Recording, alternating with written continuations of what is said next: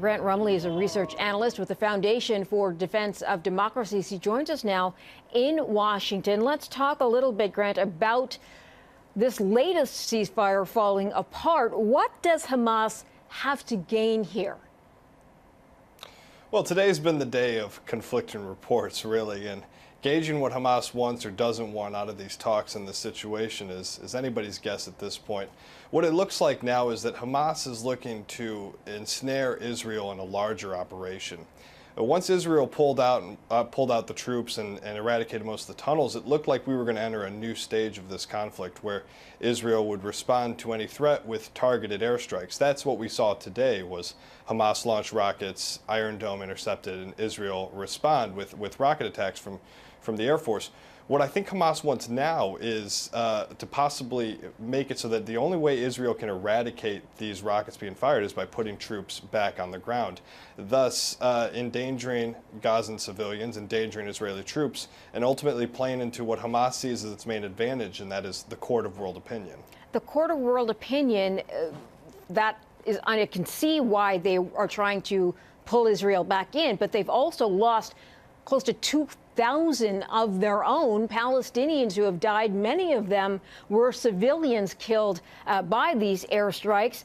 Can we assume that the talks in Cairo are not going well if Hamas is again firing rockets, or can that assumption not be made?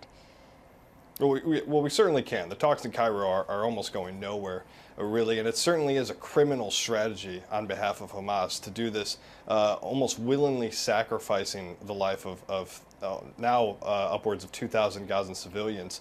The talks in Cairo are really almost dead on arrival at this point. Israel's pulled out their negotiators, and even within the Palestinian delegation, you see disparities growing from the Palestinian Authority and Hamas. The Palestinian Authority folks in Ramallah are accusing Hamas of duplicity.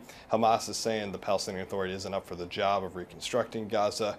I think what we're seeing is a severe disconnect between what all parties wanted and thought they were going to get out of these Cairo talks. Is there also a bit of a disconnect within Hamas itself, not only between the Palestinian Authority, for example, and the jihadists, but maybe within Hamas, could there be that division?